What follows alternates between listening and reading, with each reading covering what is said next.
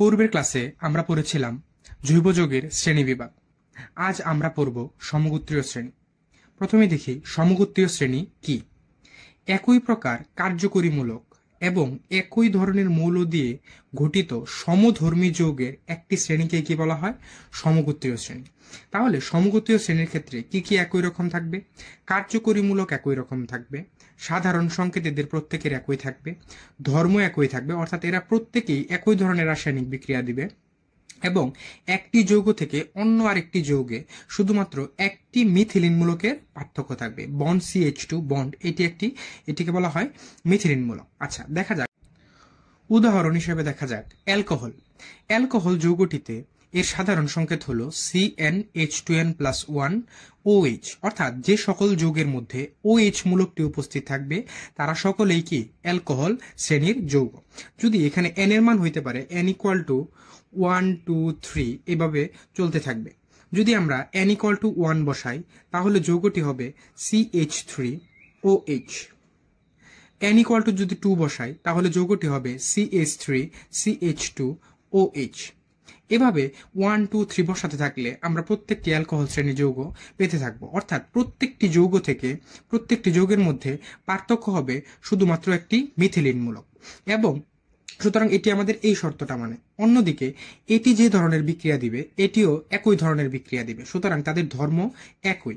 অন্যদিকে প্রত্যেকেরই সাধারণ সংকেত CnH2n+1 OH, অর্থাৎ প্রত্যেকটি যৌগের মধ্যে কি OH মূলকটি উপস্থিত থাকবে, সুতরাং তাদের সাধারণ সংকেতও কি একই, এবং তাদের কার্যকরী মূলক অর্থাৎ এই হাইড্রোক্সিল মূলকটি প্রত্যেকের মধ্যে উপস্থিত, অর্থাৎ তাদের কার্যকরী মূলকও কি একই। সুতরাং এই বিষয়গুলো যাদের মধ্যে বর্তমান, সুতরাং তারাই কি সমগোত্রীয় শ্রেণীর যৌগ। এখন আমরা দেখব কার্যকরী মূলক কি। কার্যকরী মূলক হলো জৈব যৌগের অণুর মধ্যে উপস্থিত থেকে যে সকল মূলক ওই যৌগগুলোর রাসায়নিক ধর্ম নির্ধারণ করে তাদের কার্যকরী মূলক বলে। যেমন যদি কোনো যৌগের মধ্যে OH মূলকটি উপস্থিত থাকে, বন্ড OH, সেটি অ্যালকোহল শ্রেণীর যৌগ এবং তাদের ধর্ম নির্দেশ করবে। যদি কোনো যৌগের মধ্যে COOH বন্ড COOH মূলকটি উপস্থিত থাকে তাহলে এটি কার্বক্সিলিক মূলকের বৈশিষ্ট্য নির্ধারণ করবে বা তাদের ধর্ম নির্ধারণ করবে। এখন আমরা কয়েকটি কার্যকরী মূলক দেখব এবং এদের সংকেত ও উচ্চারণ দেখব। প্রথমে দেখা যাক অ্যালকেন। অ্যালকেনের মধ্যে কার্বন কার্বন একক বন্ধন থাকবে এবং এর নামের শেষে উচ্চারণ হবে N, যেমন মিথেন, ইথেন, প্রোপেন, বিউটেন এগুলো। অ্যালকিনের মধ্যে কার্বন কার্বন দ্বিবন্ধন থাকবে এবং বাকি হাতগুলোতে হাইড্রোজেন থাকবে এবং এর নামের শেষে উচ্চারণ হবে ইন, অর্থাৎ প্রোপিন, ইথিন, বিউটিন। অ্যালকাইনের মধ্যে কার্বন কার্বন ত্রিবন্ধন থাকবে এবং বাকি হাতগুলোতে হাইড্রোজেন থাকবে এবং এর নামের শেষে উচ্চারণ হবে আইন, যেমন ইথাইন, প্রোপাইন, বিউটাইন। অ্যালকোহলের মধ্যে এই বন্ড OH মূলকটি উপস্থিত থাকবে এবং এর নামের শেষে উচ্চারণ হবে অল, যেমন ইথানল, প্রোপানল, বিউটানল এভাবে। অ্যালডিহাইডের মধ্যে বন্ড CHO মূলকটি উপস্থিত থাকবে এবং এর নামের শেষে উচ্চারণ হবে এল, যেমন মিথানেল, ইথানেল, প্রোপানেল, বিউটানেল ইত্যাদি। কার্বক্সিলিক অ্যাসিডের মধ্যে বন্ড COOH মূলকটি উপস্থিত থাকবে এবং এর নামের শেষে উচ্চারণ হবে ওইক অ্যাসিড, যেমন propanoic acid, butanoic acid, pentanoic acid ইত্যাদি। ইথারের মধ্যে বন্ড OR, এখানে OR বলতে CH3 বোঝায়। কিটোন, এখানে যদি কিটোনের ক্ষেত্রে দেখি, কিটোনের ক্ষেত্রে বন্ড CO বন্ড মূলকটি উপস্থিত থাকবে এবং এটিতে উন উচ্চারণ করতে হবে, যেমন প্রোপানন, বিউটানন ইত্যাদি। এস্টারের ক্ষেত্রে বন্ড CWR, অর্থাৎ আর বলতে এখানে CH3 বন্ড CH3 মূলকটি থাকবে, যে মিথাইল মূলক, এবং এর নামের শেষে উচ্চারণ করতে হবে ওয়েট, যেমন প্রোপানোয়েট, বিউটানোয়েট ইত্যাদি। সুতরাং এভাবেই আমাদের নামগুলো উচ্চারণ করতে হবে। এখন আমরা দেখব কিভাবে সাধারণ সংকেত থেকে আমরা জৈব যৌগগুলো পেতে পারি। প্রথমে দেখি অ্যালকেনের সাধারণ সংকেত CnH2n+2, এটি অ্যালকেনের সাধারণ সংকেত। এখানে n = 1 2 3 4 5 এর জন্য আমরা অ্যালকেন শ্রেণীর যৌগগুলো পাবো। যদি n ইকুয়াল টু 1 হয়, অ্যালকেন শ্রেণীর সাধারণ সংকেত অনুযায়ী CnH2n+1 এ যদি আমরা n ইকুয়াল টু 1 বসাই, C1H2 × 1 + 2, সুতরাং এইখান থেকে যৌগটি পাই আমরা CH4। এখন আমরা এটির নামকরণ করব কিভাবে? কার্বন সংখ্যা অনুযায়ী জৈব যৌগের নামকরণের ক্ষেত্রে প্রথম অংশটুকু কার্বন সংখ্যা অনুযায়ী নির্ধারিত হয়।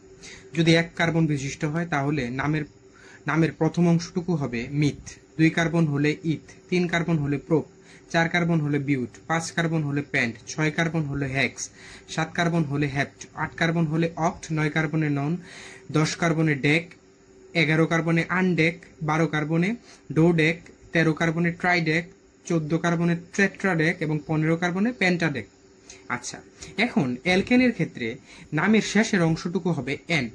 যেমন এটি 1 কার্বন বিশিষ্ট একটি অ্যালকেন, তাহলে প্রথম অংশটুকু হবে মিথ। আর যেহেতু অ্যালকেন শ্রেণীর যৌগের ক্ষেত্রে নামের শেষ অংশে আমরা এন উচ্চারণ করব, তাহলে এই CH4 যৌগটির নাম হবে মিথেন। এখন আমরা যদি একটু বড় যৌগ দেখতে চাই, n ইকুয়াল টু 5 বসাই, তাহলে C5H2 × 5 + 2 অর্থাৎ C5H2n। তাহলে এটি 5 কার্বন বিশিষ্ট একটি অ্যালকেন। 5 কার্বনের ক্ষেত্রে নামের প্রথম অংশটুকু হবে পেন্ট, এবং যেহেতু এটি একটি অ্যালকেন তাই এর নামের শেষ অংশে থাকবে n, তাহলে যৌগটির নাম হবে পেন্টেন। তাহলে প্রথম যৌগটি হলো মিথেন, এবং এই 5 কার্বন বিশিষ্ট অ্যালকেনের নাম হলো পেন্টেন। এখন আমরা দেখব অ্যালকিনের সাধারণ সংকেত থেকে কিভাবে আমরা যৌগগুলো পেতে পারি।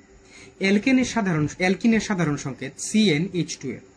এই n ইকুয়াল টু 2, 3, 4, 5, 6, 7 এই সংখ্যাগুলোর জন্য আমরা অ্যালকিন পেয়ে থাকব। 1 কার্বন বিশিষ্ট অ্যালকিন সম্ভব নয়, সুতরাং 2 থেকে আমরা অ্যালকিনগুলো পাবো। সুতরাং n ইকুয়াল টু 2 হলে C2H2 × 2 যৌগটি হয় C2H4। এখন আমরা জানি কার্বন সংখ্যা 2 অনুযায়ী যৌগটির নামের প্রথম অংশে ইথ থাকবে, এবং যেহেতু এটি অ্যালকিন শ্রেণীর যৌগ, অ্যালকিন শ্রেণীর যৌগের উচ্চারণের ক্ষেত্রে নামের শেষে ইন যুক্ত হয়, তাহলে যৌগটির নাম হবে ইথিন। এরপর এখন n ইকুয়াল টু 6 এর জন্য যদি আমরা যৌগটি দেখি, C6H2 × 6 অর্থাৎ যৌগটি হয় C6H2n, অর্থাৎ এটি 6 কার্বন বিশিষ্ট একটা অ্যালকিন। সুতরাং 6 কার্বন বিশিষ্ট জৈব যৌগের ক্ষেত্রে নামের প্রথম অংশটা হবে হেক্স, এবং যেহেতু এটি একটি অ্যালকিন শ্রেণীর যৌগ তাই এর নামের শেষে থাকবে ইন, সুতরাং যৌগটির নাম হবে হেক্সিন।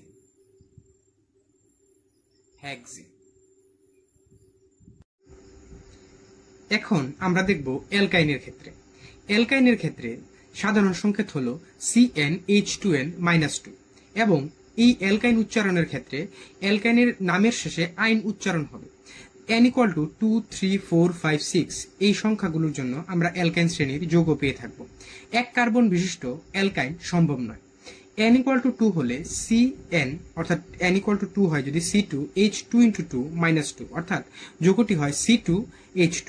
এখন 2 কার্বন বিশিষ্ট জৈব যৌগটির নামের প্রথম অংশে থাকবে ইথ, আর যেহেতু এটি অ্যালকাইন শ্রেণীর যৌগ তাই নামের শেষে থাকবে আইন, সুতরাং এই যৌগটির নাম হবে ইথাইন।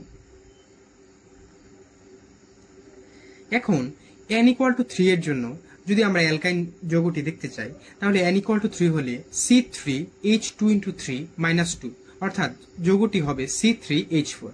এখন 3 কার্বন বিশিষ্ট জৈব যৌগের ক্ষেত্রে নামের প্রথম অংশে থাকবে প্রোপ, এবং যেহেতু এটি অ্যালকাইন শ্রেণী নামের শেষে আইন উচ্চারণ হবে, তবে তাই এই যৌগটির নাম হবে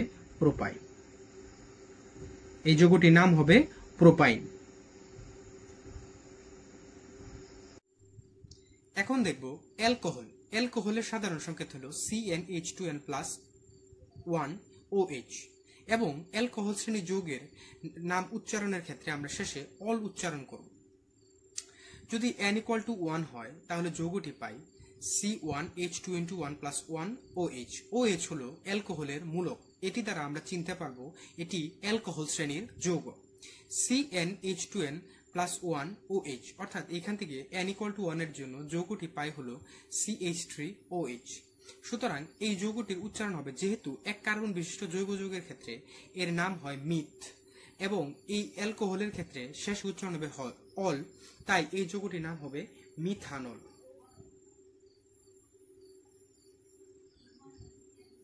যদি n=7 হয় তাহলে যৌগটি হবে C7H2 প্লাস 1 OH। এই যৌগটি হয় C7H15OH। n=7 এর জন্য জৈব যৌগের প্রথম অংশটুকুর নাম হয় হেপ্ট, এবং যেহেতু এটি অ্যালকোহল শ্রেণীর এর শেষে উচ্চারণ হবে অল, তাই যৌগটির নাম হবে হেপ্টানল।